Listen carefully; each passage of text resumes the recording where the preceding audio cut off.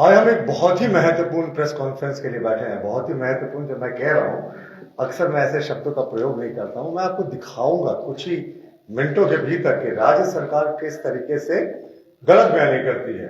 देखिए, जब भी बांग्लादेशी घुसपैठियों की बात आती है तो माननीय मुख्यमंत्री का बयान आता है कि भाई केंद्र सरकार क्या कर रही है, केंद्र सरकार काम करे, निकालना उनका कार्ड रद्द करे, केंद्र सरकार सब कुछ करे, राज्य सरकार की जो शक्तियां हैं वो सीमित है। आज मैं आपको दिखाऊंगा कि कैसे जो राज्य सरकार है वो झूठ बोल रही है और राज्य सरकार का एक विभाग कुछ कह रहा है घुसपैठियों को लेकर, और जो उसके जिला सुपरिटेंडेंट ऑफ पुलिस है वो राज्य सरकार के प्रेशर पर कुछ और कह रहा है। ये मैं आपको दस्तावेजों के साथ दिखाऊंगा। देखिए, सबसे पहले आते हैं कि जो घुसपैठियों को बाहर निकालने की जो बात होती है, इसमें कानून, संविधान बहुत स्पष्ट है।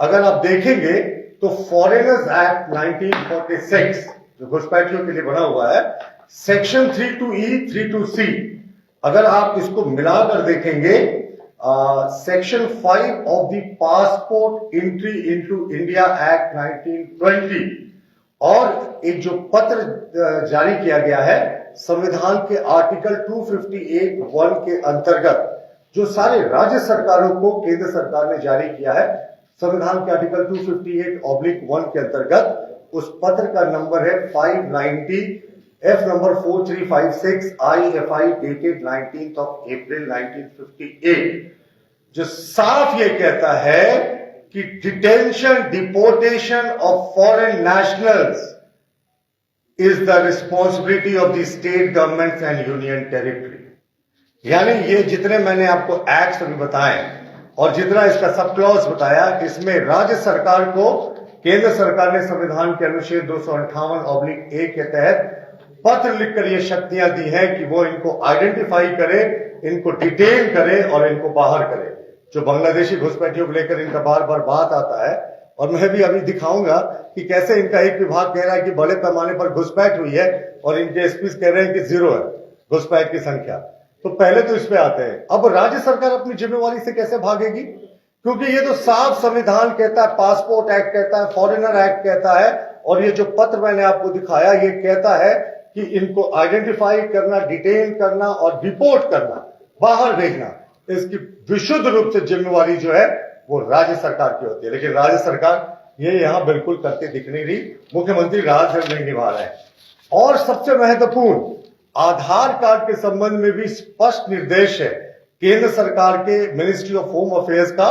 स्टैंडर्ड ऑपरेटिंग प्रोसीजर 2019 में बना था, जो राज्य सरकारों को भेजा गया था कि अगर आप डिटेक्ट करते हैं कि किसी घुसपैठियों ने गलत तरीके से अपना आधार कार्ड बना लिया है, तो इसके तहत भी जो स्टैंडर्ड ऑपरेटिंग प्रोसीजर है 2019 में उल्लेखित है कि किस तरीके से राज्य सरकार इन आधार कार्डों को भी चाहे तो डीएक्टिवेट कर सकती है, उन्हें रद्द करने की शक्ति भी राज्य सरकार को दी गई है।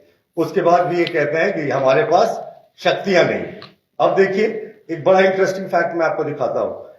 ये सुपरिटेंडेंट ऑफ लोहरदगा पुलिस का ये पत्र है, ये सूचना अधिकार के तहत निकाला गया है।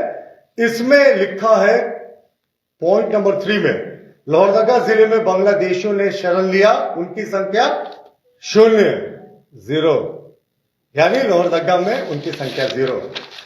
और अगला जो रिपोर्ट है ये राज्य के स्पेशल ब्रांच का है, और ये रिपोर्ट है 12 अप्रैल 2020 का। जिस समय याद होगा आपको मित्रों कि 12 अप्रैल 2020 के कुछ ही दिन पहले ये राइट्स हुआ था बड़े पैमाने पर लोहरदगा में, जो थमने का नाम नहीं ले रहा था। उसमें स्पेशल ब्रांच ने रिपोर्ट दी थी कि इसमें रोहिंग्या मुसलमानों का हाथ है, लेकिन लोहरदगा जिले के एसपी कह रहे हैं कि कोई बांग्लादेशी रोहिंग्या घुसपैठिया यहां है ही नहीं। और उसके बाद क्या हुआ था, जिस डीएसपी जितेंद्र कुमार ने, मैं नाम लेना नहीं चाहता था लेकिन ये फैक्ट है, ये तो मीडिया में भी अवेलेबल है, सोशल मीडिया में भी अवेलेबल है, जिस जितेंद्र कुमार जी ने इनका पूरी इस रिपोर्ट को बनाई थी, उनके सहित 4 डीएसपीज को 2 दिन के भीतर अंजुमन इस्लामिया के द्वारा ऑब्जेक्शन करने के बाद ट्रांसफर कर दिया गया। अब आप सोचे, इस राज्य सरकार को कोई सच्चाई दिखाता है तो क्या होता है। लोहरदगा एसपी कहते हैं घुसपैठिया नहीं है, स्पेशल ब्रांच कहता है घुसपैठिया है, वही दंगे करा रहे हैं, और जो ये रिपोर्ट बनाता है उसका ट्रांसफर हो जाता है। अब कुछ इंटरेस्टिंग फैक्ट्स मैं आपको और दिखाता हूं। यह सुपरिटेंडेंट ऑफ पुलिस दुमका का लेटर है जो सूचना अधिकार के तहत जानकारी प्राप्त किया गया है। और ये लेटर है, ये 27/6/2023 तिथि को गौर करेंगे। 27 जून 2023 को, ये तिथि को गौर क्यों मैं करने कह रहा हूं, कुछ मिनट के बाद में बताऊंगा। इसमें इन्होंने स्पष्ट लिखा है कि अभी तक किसी भी थाना क्षेत्र में बांग्लादेशी घुसपैठियों की सूचना प्राप्त नहीं हुई है। यानी ये मान रहे हैं कि दुमका जिले में कोई घुसपैठिया की सूचना इनके पास नहीं है। यही पत्र है जामताड़ा जिले का, सूचना अधिकार के तहत दिया गया। इसमें भी कमोबेश ऐसा ही जवाब है, लेकिन इस जवाबों के साथ वो भारी भरकम रिपोर्ट दिया गया है कि ये जो घुसपैठी हैं इनको रोकने के लिए जो पुलिस है वो क्या कदम उठा रही है। और पुलिस क्या कदम उठा रही है, थाना स्तर से जागरूकता अभियान चल रहा है, निरंतर निगरानी हो रही है, चौकीदार गुप्तचरों को भी घुसपैठ होने पर अविलंब सूचित करने हेतु आवश्यक दिशा निर्देश दिया गया है। तो हम तो यही जानना चाहेंगे कि कैसा दिशा निर्देश है कि उसके बावजूद घुसपैठी है। और ये मैं नहीं कह रहा, ये राज्य सरकार कह रही है। ये मैं आपको आगे दिखाता हूं। इसी तरीके का एक पत्र गोड्डा जिले का भी है, जहां वो लिख रहे हैं कि घुसपैठियों की संख्या 0 है और घुसपैठियों का जो थाना क्षेत्र में जहां से उनके अंदर आने की संभावना है, उन क्षेत्रों में बड़े पैमाने पर निगरानी हो रही है। अब जो सबसे महत्वपूर्ण पत्र है, यानी आपने इतने जिलों के एसपीस के पत्र देखे जो ये साफ कह रहे हैं कि घुसपैठ नहीं हुआ उनके जिले में और बहुत सतत निगरानी हो रही है। बिल्कुल युद्ध स्तर पर यह कोशिश की जा रही है कि बांग्लादेशी घुसपैठिए नहीं है। अब यह स्पेशल ब्रांच का पत्र है जो मुझे लगता है काफी लोगों को इसके बारे में जानकारी है, 2 जून 2023 का, जिसमें लिख रहे हैं स्पेशल ब्रांच के स्थापना के एसपी सभी जिले के डीसी और एसपी को कि सूचित करना है कि झारखंड अंतर्गत बांग्लादेशी घुसपैठियों के प्रवेश करने की सूचना है। इनकी पुलिस कह रही है नहीं है, 0 है। ये कह रहे हैं सूचना है, सिर्फ सूचना नहीं है। ये आगे ये भी कह रहे हैं कि घुसपैठियों को मदरसों में ठहराया जाता है, फिर वहां से इनका सरकारी दस्तावेज तैयार किया जाता है और इनको एक साजिश के तहत बसाया जाता है और यही नहीं, इनका नाम मतदाता सूची में डाला जाता है। ये मैं नहीं कह रहा, ये राज्य सरकार का खुफिया विभाग का 2 जून 2023 का चिट्ठी कह रहा है। और कमोबेश उसी समय का जितना जिला के एसपी का चिट्ठी है वो कह रहा है घुसपैठ नहीं हमारे यहाँ। स्पेशल ब्रांच कह रहा है कि नहीं, बड़े पैमाने पर घुसपैठ है। सिर्फ घुसपैठ नहीं हो रही, इनका आधार कार्ड, वोटर कार्ड, इनको बसाया जा रहा है, लगातार टारगेट किया जा रहा है। तो ये विरोधाभास क्यों? हमारा सीधे तौर पर मानना है कि ये जो घुसपैठिए हैं इनको बड़े पैमाने पर वोट बैंक के जरिए जो सत्तारूढ़ दल है वो प्रयोग करती है, इसीलिए इन घुसपैठियों को वो सरकारी दमाद का दर्जा देकर रखा है। वरना सारी शक्तियां तो इनको बाहर करने की राज्य सरकार में निहित है। क्यों नहीं इनको बाहर कर रहे हैं? राइट्स में इनका हाथ होता है तो स्पेशल ब्रांच का डीएसपी जो रिपोर्ट करते हैं ट्रांसफर हो जाता है, स्पेशल ब्रांच की चिट्ठी आ जाती है कि साहब आप बड़े पैमाने पर घुसपैठ हो रहा है। लेकिन 6-7 जिले के एसपी का मैंने आपको राइट टू इंफॉर्मेशन के तहत प्राप्त जानकारी दिखा दिया था, जिसमें वो कह रहे हैं भाई हमारे यहाँ तो सब रामराज है, कोई घुसपैठ नहीं है और हमारे यहाँ इस तरह की कोई चीज नहीं है। और वही नहीं, वो बता रहे हैं कि कितने बड़े पैमाने पर वो निगरानी कर रहे हैं। तो ये बहुत ही दुर्भाग्यपूर्ण स्थिति है। ये इसलिए दुर्भाग्यपूर्ण स्थिति है और चिंतित करने वाली स्थिति है क्योंकि इससे देश की एकता और संप्रभुता पर भी खतरा है। और ये हम भी नहीं कह रहे, ये तो हम कह ही रहे हैं, आंतरिक सुरक्षा और आर्थिक व्यवस्था पर भी खतरा है, ये स्पेशल ब्रांच ने भी कहा है। लेकिन उसके बावजूद मुख्यमंत्री के कार्यालय के दबाव पर ये सारे लोग कह रहे हैं कि जितने जिले के एसपी हैं कि कोई घुसपैठ हुआ ही नहीं। तो ये तो बहुत ही संवेदनशील मुद्दा है। हम मुख्यमंत्री जी से मांग करते हैं कि अनर्गल बयानबाजी छोड़े, राज धर्म निभाइए, घुसपैठिए हैं कान पकड़कर इनको सीमा के बाहर कीजिए, क्योंकि सारी शक्तियां संविधान में विभिन्न पासपोर्ट एक्ट और तमाम एक्ट जो मैंने जिक्र किया उसमें आपके पास है। आधार कार्ड इनका रद्द कीजिए और ये नाटक करना बंद कीजिए कि आपके पास कोई ऐसी घुसपैठ की सूचना ही नहीं है, क्योंकि स्पेशल ब्रांच ने तो साफ बता दिया है, मोडस ऑपरेंडी बता दिया कि किस तरीके से कहां ठहराया जाता है, कैसे कार्ड बनाया जाता है। उसके बाद भी कुछ बताने को बचता नहीं है। तो घुसपैठ के मुद्दे पे राज्य सरकार पूरे तरीके से एक्सपोज्ड है। उनके जिला पुलिस कह रही है घुसपैठ नहीं, स्पेशल ब्रांच कह रही है बड़े पैमाने पर घुसपैठ है। राज्य सरकार कहती है हमारे पास शक्तियां नहीं है, हमने दिखाया कि आपके पास शक्तियां हैं। राज्य सरकार कह रही है कि भाई हमको बाहर निकालने की शक्ति नहीं है, हम दिखाया हमने कि जो विभिन्न कानून है उसके तहत आपके पास ही शक्तियां हैं आपको बाहर निकालने की। तो ये दिखाता है कि किस तरीके से सिर्फ वोट बैंक राजनीति के तहत झारखंडी मुसलमानों का अहित कर रहे हैं मुख्यमंत्री जी। झारखंडी मुसलमान जो है उनकी खिलाफत कर रही है झारखंड मुक्ति मोर्चा। वो ऐसे कि जितने अल्पसंख्यक कल्याण की केंद्र सरकार की योजनाएं होती हैं या राज्य सरकार की योजनाएं होती हैं, यही रोहिंग्या और जो बांग्लादेशी मुसलमान है उसे डकार जाते हैं और वो लव जिहाद के तहत आदिवासी बेटियों को टारगेट करते हैं। उसके भी कुछ उदाहरण है हमारे पास कि किन किन बेटियों को टारगेट किया गया, लेकिन ये किसी का नाम सार्वजनिक करना उचित नहीं है। दर्जनों ऐसे उदाहरण हैं जो यहाँ राइट टू इन्फॉर्मेशन से निकाला गया कि किन लोगों ने अपना धर्म बदल लिया और किन लोगों ने इस तरीके से उनके साथ एक षड्यंत्र किया गया। तो मुख्यमंत्री जी राजधर्म नहीं निभा रहे हैं, देश की आंतरिक सुरक्षा पर खतरा कर रहे हैं। जी रतुल जी, एक सवाल, चाहे मुख्यमंत्री हो या सत्ता पक्ष के विधायक या बड़े नेता, उनका कहना है कि बीजेपी के नेतृत्व ने रघुवर दास को उड़ीसा का राज्यपाल इसलिए बना दिया ताकि उन्हें जांच से बचाया जाए, इस पर क्या है?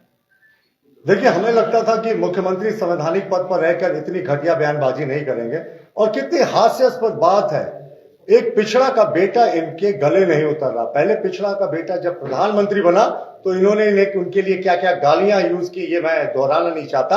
अब एक पिछड़ा का बेटा एक बड़े राज्य का, जहां जगन्नाथ महाप्रभु निवास करते हैं, वहां का राज्यपाल बना है, तो भी इन्हें नहीं फूटे आंख नहीं सुहा रहा है। और ये आरोप कौन लगा रहा है कि भ्रष्टाचार हुआ? जो झारखंड के इतिहास के सबसे भ्रष्टाचारी सरकार का नेतृत्व करने वाले जो मुखिया हैं, वो आरोप लगा रहे हैं। आरोप कौन लगा रहा है? रघुवर दास जी पर, जिन्होंने 5 वर्षों तक बेदाग सरकार दिया था, जिनके कार्यकाल में लैंड घोटाला हुआ, जिनके कार्यकाल में शराब घोटाला हुआ, जिनके कार्यकाल में अवैध खनन पत्थर का घोटाला हुआ, जिनके कार्यकाल में अवैध खनन कोयले का घोटाला हुआ, ट्रांसफर पोस्टिंग का घोटाला हुआ, और हाल में बीज घोटाले की, माफ कीजिएगा, धान घोटाले की खबरें आई थी। तो जब इतने बड़े घोटालेबाज सरकार का मुखिया ऐसे आरोप लगाए तो मुझे लगता है ये मर्यादा से विपरीत है, और एक पिछड़ा का बेटा इनको कभी नहीं पछता है ना। तो ये पहले भी जब पूर्व मुख्यमंत्री थे तब भी इसी तरीके का घटिया आरोप लगाते थे। और मैं बताऊं, असली में माननीय मुख्यमंत्री जी को मिर्ची कब लगी? जब रघुवर दास जी ने एक्सपोज किया कि जो माइनिंग लीज मुख्यमंत्री जी ने खुद माइनिंग मंत्री और मुख्यमंत्री रहते अपने नाम कर लिया, और ये ऑफिस ऑफ प्रॉफिट के दायरे में आता था, और ये सारा मामला फिलहाल विचाराधीन है। उसके बाद वो एक्सपोज हो गए थे। राष्ट्रीय स्तर पर चर्चा हुई थी कि कैसे एक मुख्यमंत्री ने सारे नियम कानून को धत्ता बताते हुए खुद के विभाग का, खुद का माइंस अपने नाम कर लिया था। तो इस तरह का आरोप लगाकर वो पिछड़ों का अपमान कर रहे, पिछड़े के बेटे का अपमान कर रहे हैं। और कोई इनके ऊपर आरोप था तो 4 वर्ष बाद अब एक प्रीलिमिनरी इंक्वायरी शुरू हो रही। जब ये सरकार की विदाई की बेला में कुछ महीने बचे हुए हैं, तो ये अब एक इंक्वायरी का नाटक कर रहे हैं, जबकि इन्होंने कहा था कि सरकार बनने के 3 महीने के भीतर जितने दागी मंत्री हैं, मुख्यमंत्री, पूर्व मुख्यमंत्री सरकार के, सबको जेल भेजेंगे। तो मुख्यमंत्री जी ने मर्यादाहीन बयान दिया है, और हम मानते हैं एक पिछड़े के समाज के खिलाफ है ये बयान, और एक भ्रष्टाचारी सरकार का नेतृत्व करना, नैतिकता और भ्रष्टाचार की बात करें तो अजीब बात है। 2014 के बाद तो कोई नया बांग्लादेशी नहीं घुसा है झारखंड में, और जो पुराने हैं, तो आपकी सरकार थी, विधानसभा में 17 बार ये सवाल उठा था। नहीं, हमारी सरकार ने इस मुद्दे पे कदम भी उठाया था, और हम लोगों ने साहिबगंज और पाकुड़ जिले में एनआरसी की रूपरेखा बनाकर स्पेशल ब्रांच के एसपी को भेजा भी था आसाम में कि एनआरसी का क्या प्रारूप होता है कि हम इन 2 जिलों से एनआरसी को चालू करें। लेकिन यह सरकार कहा हमने कि बांग्लादेशी मुसलमान तो इस सरकार में दमाद की हैसियत में है। झारखंडी मुसलमान भले सौतेले बेटे हो सकते हैं इन सरकार के, लेकिन इन बांग्लादेशी और रोहिंग्या मुसलमानों को यह सरकार विशेष तरजीह देती है। मतलब कोई ऐसा डॉक्यूमेंट है कि रघुवर जी ने मांगा था? सेंट्रल पुलिस के हाथों होता है, पार्टियां तो करती, सेंट्रल पुलिस तो केंद्र के पास है, तो कैसे घुसपैठ हो रहा है? कि सेंट्रल पुलिस क्यों नहीं रोक पा रही?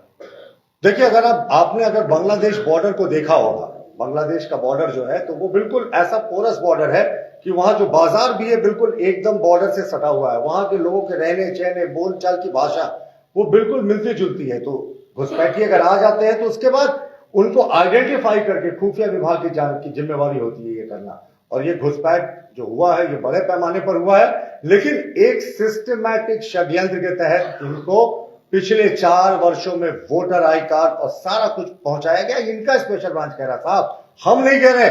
4 वर्षों के बाद इनका स्पेशल ब्रांच का रिपोर्ट है जून का, ये हमारा रिपोर्ट नहीं है, जो खुद मान रहा है कि इनको मदरसों में लाकर ठहराया जाता है। इससे ज्यादा प्रमाण की क्या आवश्यकता है? बिना नाम लिए हुए मुख्यमंत्री जी ने कहा चले थे सीवी किरण बनने, फिर जब अनसक्सेस हुए तो फिर से कर लौटे। ऐसा ना कि बाबूलाल जी ने इसका बखूबी आज जवाब दे दिया, और बिल्कुल सही कहा कि इनको ना सोते जागते बाबूलाल फोबिया होता है। माननीय मुख्यमंत्री जी को मुझे लगता है, ये मेरा पर्सनल ओपिनियन है, हालांकि प्रवक्ता का पर्सनल ओपिनियन होता नहीं, पर हमें लगता है कि जो बाबूलाल जी ने एक डिक्लेरेशन किया है कि जिन्होंने भी भ्रष्टाचार किया है 4 वर्षों में, 5 वर्षों में सरकार के कार्यकाल खत्म होते होते सब लोग ट्रायल के बाद होटवार के लाल कोठी में जाने को तैयार हैं। तो उसके बाद से माननीय मुख्यमंत्री जी की शायद दिन रात की नींद उड़ गई है। हमें लगता है कि शायद होटवार जेल भी सत्ताधारी दल के जितने नेताओं को जाना तय है उसके लिए कम पड़ेगा। अब शायद कैंप जेल की व्यवस्था करनी होगी। धन्यवाद। अतुल जी, एक सवाल और, आरटीआई से ये जो सूचनाएं मिली हैं, क्या इसका उपयोग आगे भी होने वाला है? केंद्र को भी और को भी आप भेजेंगे? देखिए, जब समय आएगा तब इसका प्रश्न देंगे, लेकिन आपके माध्यम से हमने सरकार को एक्सपोज किया। क्या ये सरकार कहती है, सरकार का स्पेशल ब्रांच कहता है, क्या जिले के एसपी कहते हैं, और डिपोर्ट करने का सबसे महत्वपूर्ण बाहर निकालने का पावर स्टेट गवर्नमेंट के पास है। आधार कार्ड रद्द करने का भी पावर स्टेट गवर्नमेंट के पास है, लेकिन फिर भी ये नहीं करेंगे ना। मैंने कहा ना, झारखंडी मुसलमान इस सरकार के सौतेले बेटे हैं और बांग्लादेशी रोहिंग्या मुसलमान इस सरकार के दामाद। धन्यवाद।